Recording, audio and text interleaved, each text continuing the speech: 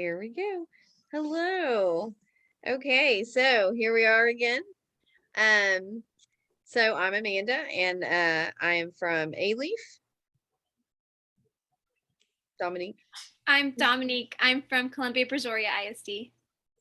And I'm Lindsay, and I'm from Barbers Hill ISD. Perfect. Okay, so we each read something completely different, and mine is from 2017, which I think is funny because some of the things that they were predicting. So they were talking about speech to speech, how we are going to have apps to translate different languages, and people can talk to each other.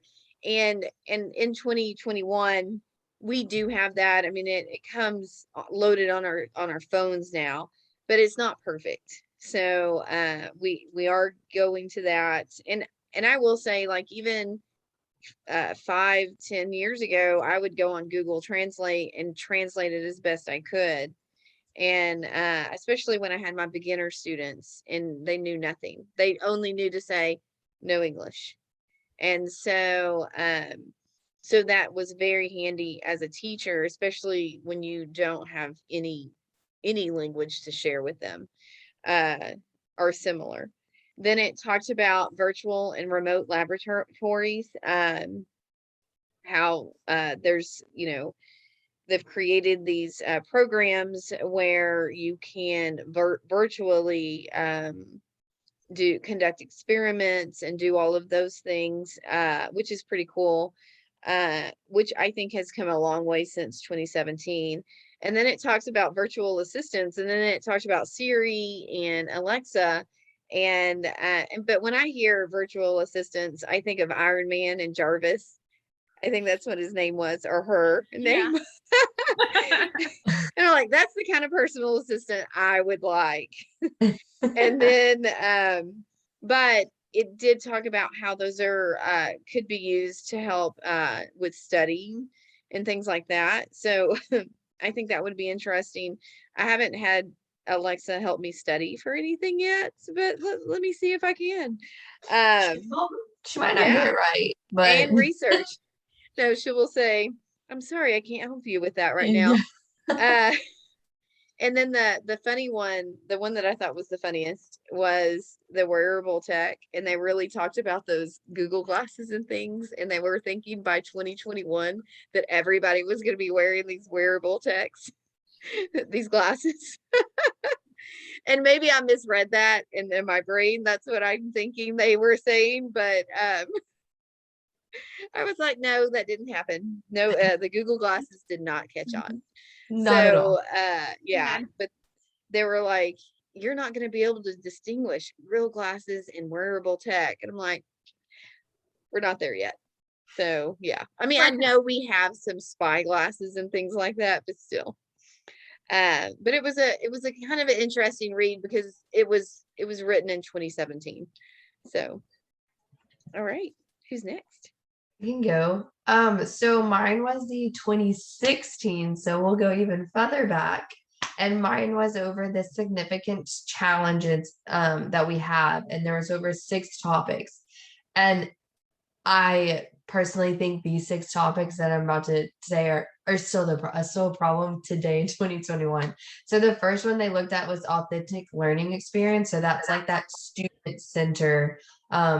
The teacher's kind of the guidance, and we're not, lecturing, sitting at the podium lecturing like they would. And that was still a challenge. I still see, I go in a lot of rooms in the position I'm in. So I still see that sometimes being a problem. Rethinking the roles of a teacher. So once again, in the position I'm in, and I know other people like you're in a kind of not a teacher position.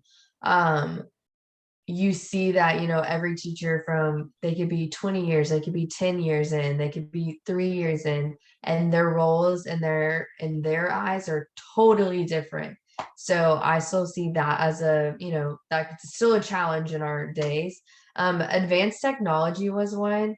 I just because of how far we've come so far back then, they were like predicting and saying, this is still a big challenge funding wise. It was really about, low it talked about the low income schools, being able to provide them with technology based things. And I just feel like now, because of COVID, that is a thing, but to a certain extent, a lot of districts now have all this technology because we were put in a position that they needed to learn from home.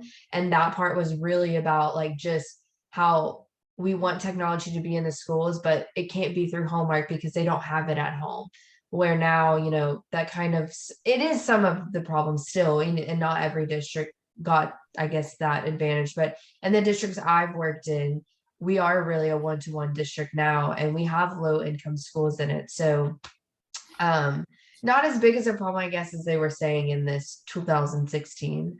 And then the scaling of teachers, being able to, their use of technology in the classroom, how much they know into it. I still struggle with technology, but I've definitely learned a lot in the last year than I think I've ever learned. So still a challenge, I guess you could say, but not the big one. And other than that, that was really it. It just went over I feel like everything I've read so far is all a bit about student-centered learning.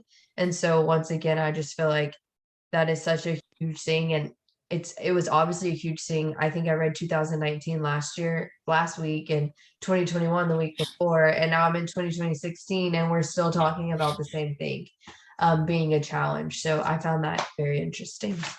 And that's it. And I read the 2019, and it talked about the important developments in higher education technology. And so it went things that we should adopt in 1 year or less, things we should adopt or will be adopting in 2 to 3 years, and then things we should be adopting in 4 to 5 years. And I found it really interesting, especially after listening to y'all, because a lot of the things that you were saying from a few years back is what they're still talking about. So in 2019, they were saying in a year or less, we would adopt mobile learning, which, yeah, we did that with COVID. We all did it.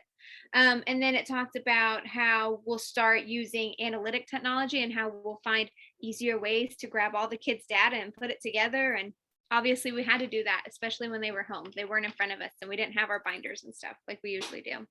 And they said in 2 to 3 years, we'll start using mixed reality more. So the way that they explained it, and it made sense to me, was like the Pokemon Go. So it's like the virtual reality and the layering effects. But I mean, in school, we used it too, like for our virtual field trips, or like, I know like my friends who teach high school and like biology, they did like the layering for the different cells and stuff like that. And they talked more about artificial intelligence. And I kind of thought like you, I was like, okay, this isn't what I'm thinking. But I mean, the same thing, they're saying that, the jobs that the kids are going to get when they graduate, they haven't even been invented yet, because there are a lot in that field that's still expanding. And in 4 to 5 years, they talked about blockchain, which has, from what I understand, the idea to keep your cryptocurrency to yourself and not to let other people run it. But that's about all I got from there. But they talked a lot about virtual assistants and how they're relevant. Something as simple as Siri on our phones to like Alexa or to like Google and stuff like that. And I found it really interesting because some of the things that they said we were going to adopt, 2 to 3 years or 4 to 5 years out, we adopted almost everything last year. And so I think it was interesting. We weren't quite prepared for it, but the idea that it was coming and that it was going to happen, I think it helped out, and it taught us a lot of different things. And now we can implement more in our classrooms. And if we're implementing it in our classrooms, with the younger kids, obviously we're going to do it now. We do it now. We do Zoom meetings, and we do it now with all the different environments that we're learning about. So it comes full circle. Yes. And then the fact that, I mean, we just had a sense of urgency last year, and like, oh, we now have to use this stuff. So Not an option anymore. yeah, it's not, you For us or should the- be doing it. Yeah. You this is it. And I will say, like, STEM scopes, they have changed. I don't know if y'all use STEM scopes in science, but I've noticed they're adding a lot of simulations in there, where there's like things they can work on, and I'm pretty impressed with what they're doing, even at that lower level, to for them to interact with some things. But yeah, it is interesting that the progression of our years. So, but I still thought it was funny because they were talking about that Google Glass. Talked about that in mine. They were like, well, in 2017 we talked about it, or in 2016 or whatever, and it didn't get that far, but we still think it's gonna get there. And I was like, I don't think it's gonna get there. I will It say, didn't get I'm- anywhere in a year. yeah. Oh man.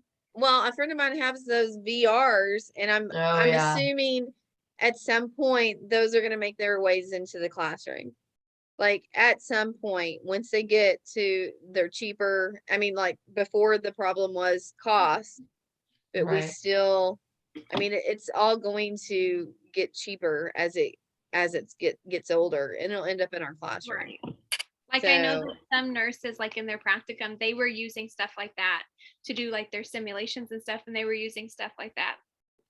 The one thing that popped through my head is like how are they going to give that to like student teachers? Like, is that ever going to be a thing that maybe like their internship part of it will be like that?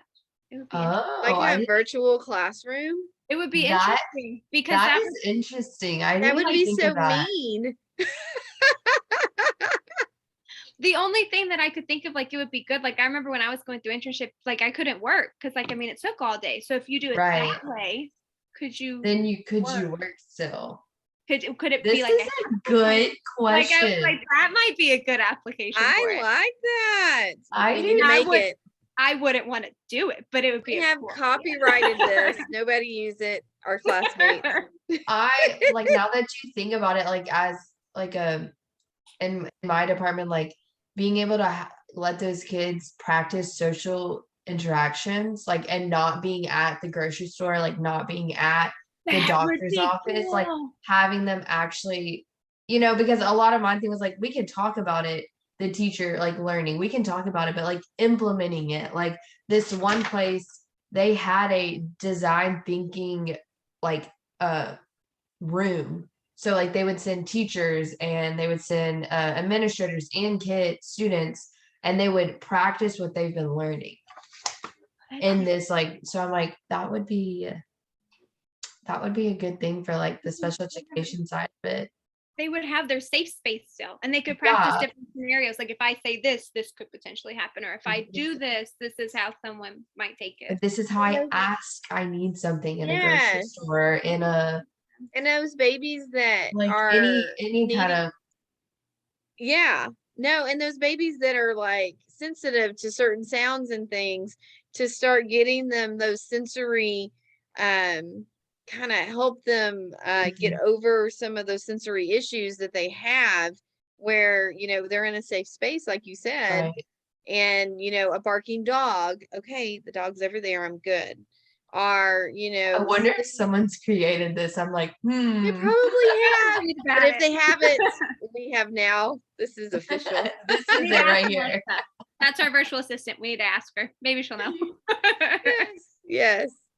All right, y'all. Thank you so much. Yes, thank you. So No we problem. will talk later. Hold on one second.